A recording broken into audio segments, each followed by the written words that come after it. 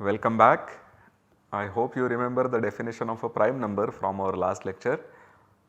Let us revise it. A prime is a natural number p which has exactly two divisors. So, we saw this definition yesterday in the previous lecture and we also saw several examples of primes. You know, in mathematics, definitions and examples are the most important things. You should never compromise with the definition. The definition should be there in your mind to the T. The full definition has to be there and you should have many examples as well as some, at least 2-3 non-examples. So, we saw that 1 is not a prime because the number of divisors of 1 in the set of natural numbers is 1. 1 does not have any other divisors than itself. So, 1 is not a prime, 2 is a prime, 3 is a prime, 5 is a prime, but 4 is not. The reason for 4 not being a prime is that there are now 3 divisors for 4. 1 divides 4, 2 divides 4 and 4 also divides 4. And then we continue. We actually also saw that we could list all primes up to 100. That was a good set, it had 25 elements, many primes. But if you go from 100 to 1000, the number of primes actually went down by a bit. It was not quite multiplied by 10, but we got 168 primes up to 1000. After that we went up to 10,000 and we saw that there were 1229 primes. So, the rate of getting primes is decreasing a bit, but still we are getting more primes. And the question that we asked after that was whether we can just go on and on. And I also told you that yes, we can, meaning there are infinitely many primes. So, now this statement, which is one of the most important statements in the study of primes, has to be proved. A statement needs a proof. As it would happen for any basic theorem in any area, most importantly in number theory, there are many proofs. This theorem about infinitude of primes is proved in many different ways by many people. We will see the very first proof. This is by Euclid. So, the theorem says that there are infinitely many primes and Euclid is the one who was the first one. He seems to be the first one to prove this around 300 BC, so more than 2300 years back. The proof that Euclid uses to prove this theorem is by the method of contradiction. What is the method of contradiction? The method of contradiction starts by assuming that you do not have what you are claiming to have. So, in this case we would start with the assumption that we have only finitely many primes. We know that up to 10,000 there are 1229 primes. So, we know that at least 1229 primes are there, but suppose there is some number capital N such that we have only n many primes. Then we would deduce some statements logically from this statement and arrive at a contradiction. Therefore, if you start with some assumption and reach by logical conclusions to a contradiction, that would mean that the first statement that you had assumed has to be wrong. This is the method of contradiction. I should also tell you that there is this book by the great mathematician G.H. Hardy. Hardy is the one who introduced Ramanujan to the world. He is one of the very few mathematicians who encouraged Ramanujan in the very beginning and showed what a true talent he was. So, in his book, which is called A Mathematician's Apology, he describes this method very nicely. He gives the analogy of a chess game. Sometimes to win a chess game or to checkmate the opponent's king, we may sacrifice a pawn, sometimes a bishop, or sometimes even a queen. Then Hardy says that mathematician surrenders the whole game. The mathematician sacrifices the whole game. He says that okay, let us assume that what I am saying is not true, and then we deduce some statements logically. This is how he describes the method of contradiction. I will show you the cover of a book, A Mathematician's Apology by G.H. Hardy. It is an interesting read, and I would really suggest many of you, in fact all of you, to do give it a chance. Read this book, it will be a very interesting reading. Alright, so we now go towards proving that there are infinitely many primes. So we will give a proof of this theorem. However, before giving the main proof, we will have to note that every integer n has a prime factor. So how do we prove this, that every integer n has a prime factor? Let us see.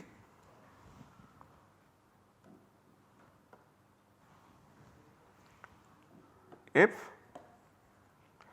n is itself a prime, then we are done.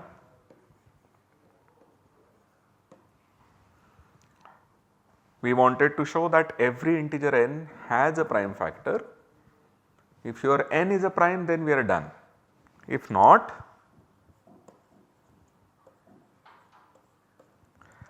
n has a factor 1 less than d less than n. So, what I am saying here is that this d, which is not equal to 1 and not equal to n, is a factor of n. This is because n is not a prime. So, it should have at least one more factor. We will, of course, we assume that n is bigger than 1.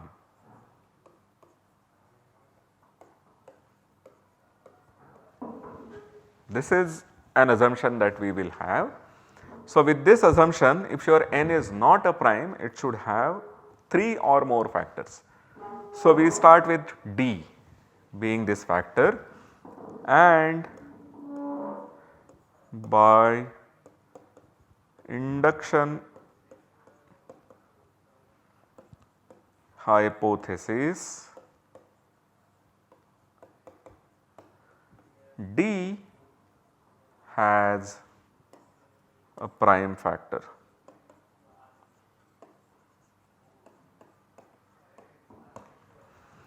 What is the induction hypothesis? Induction hypothesis is assuming that the statement holds for everything smaller than n, and then we deduce the statement for n.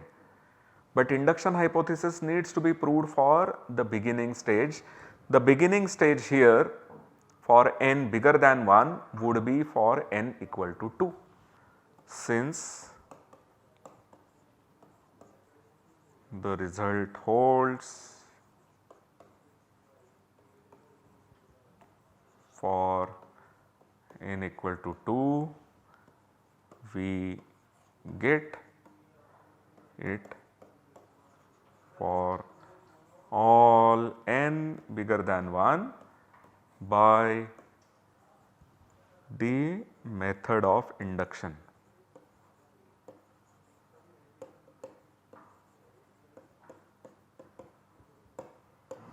Okay, so we will assume, we want to prove that there are infinitely many primes, and what we have noted already is that if you take any n bigger than 1, then there is at least one prime factor. Alright, we all agree on this. let us now go on and prove that there are indeed infinitely many primes. So, I want to prove this and we assume that this is not true. So, suppose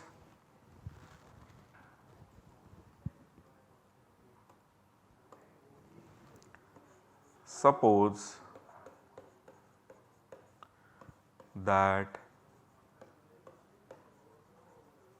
there are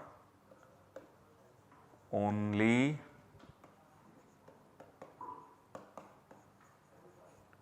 finitely many primes. So, we assume that the result that we want to prove is not true. So, suppose there are only finitely many primes, so we can write them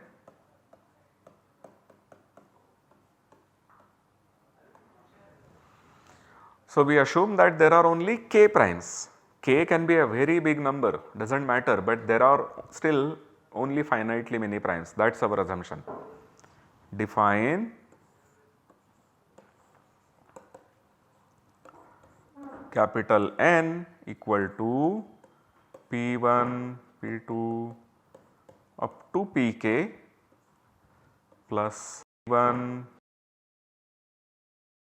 So, we have defined a new natural number. Remember, product of natural numbers is again a natural number.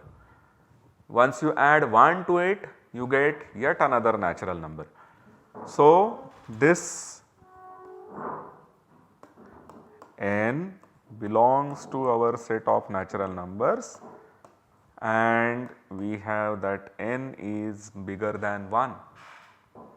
Now, what did we see just now? We saw that any natural number which is bigger than 1 has to have a prime factor.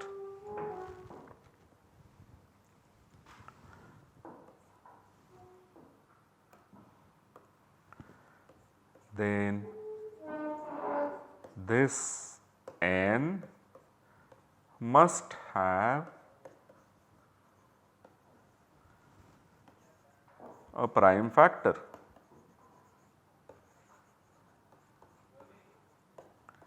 Call it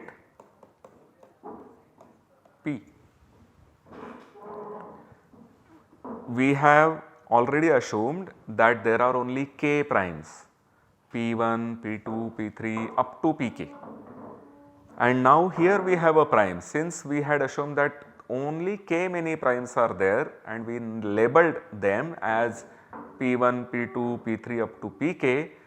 So, this P has to be one of them because those are the only primes that we have had so far, that is our assumption.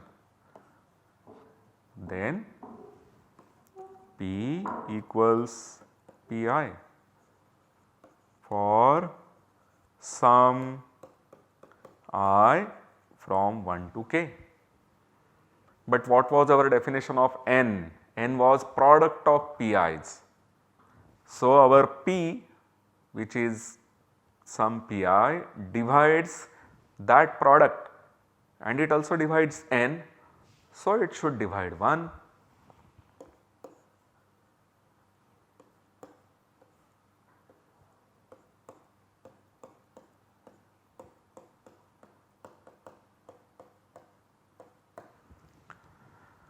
You have a prime and that divides 1, that is a contradiction because then it gives you that P has to be less than or equal to 1.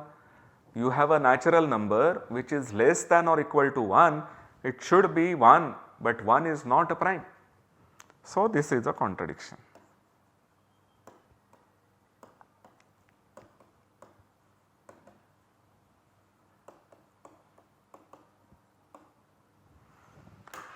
Once you reach contradiction, the result is proved.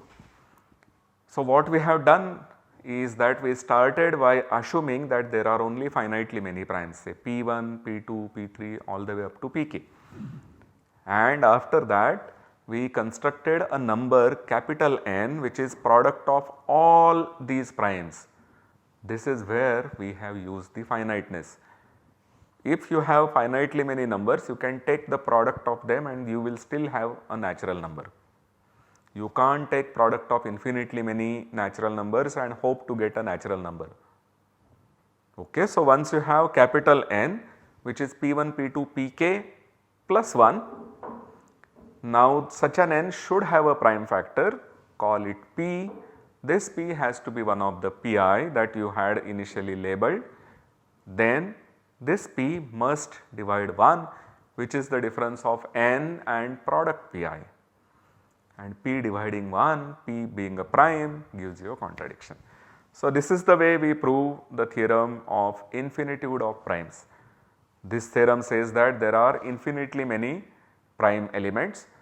Note that the infinitude of primes can be proved in many ways. I told you that this is one very basic theorem, and such an interesting theorem, basic theorem should have, in my opinion, many interesting ways to prove. So this theorem also has some other ways to prove. So let me quickly talk about another such proof. So consider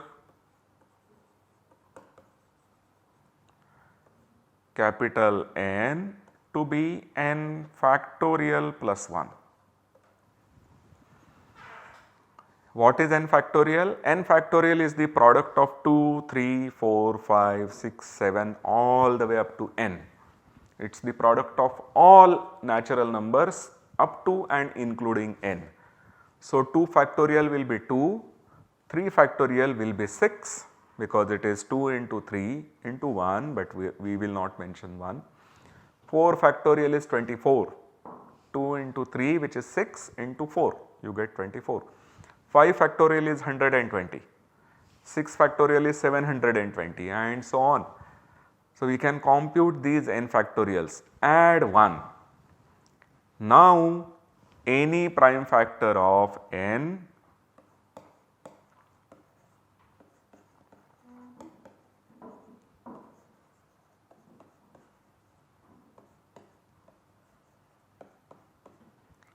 has to be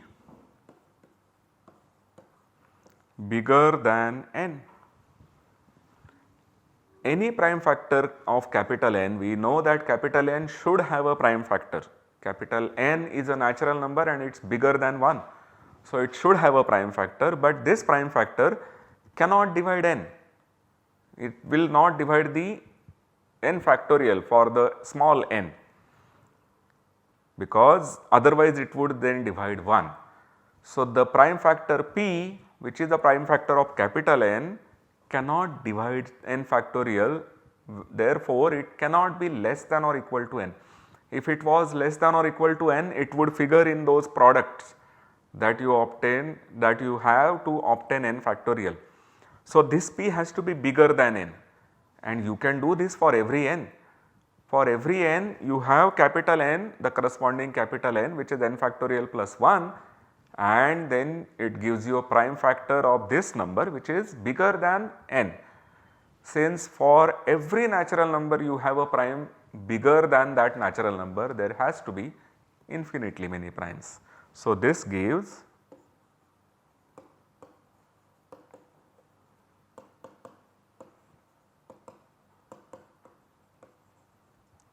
infinitude of primes.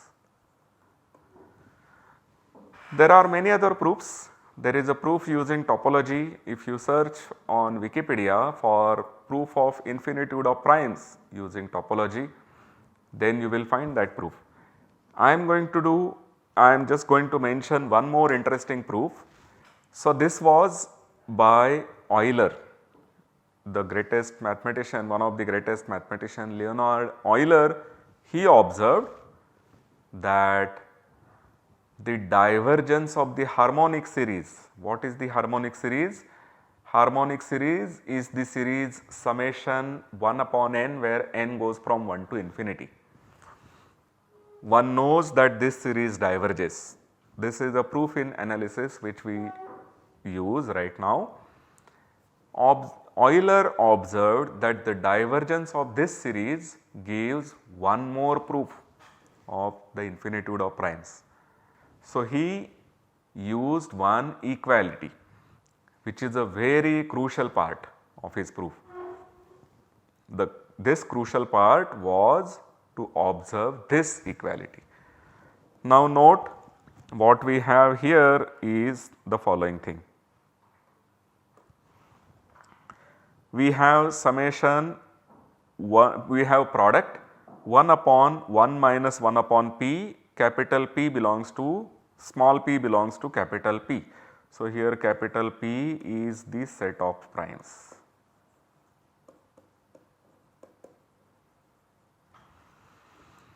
Alright, and if on this side, if you had only finitely many primes to play with, if the capital P was a finite set, then this quantity would be finite. You have only finitely many primes, so 1 minus 1 upon p is some number, you take its reciprocal and you still get some real quantity, real number, but you are taking a product of only finitely many quantities. So, this number has to be finite, but we get that this on the other hand is infinite. This is the contradiction. You have on one hand some quantity which is finite, but on the other hand this is an infinite quantity. However, in this crucial part we are using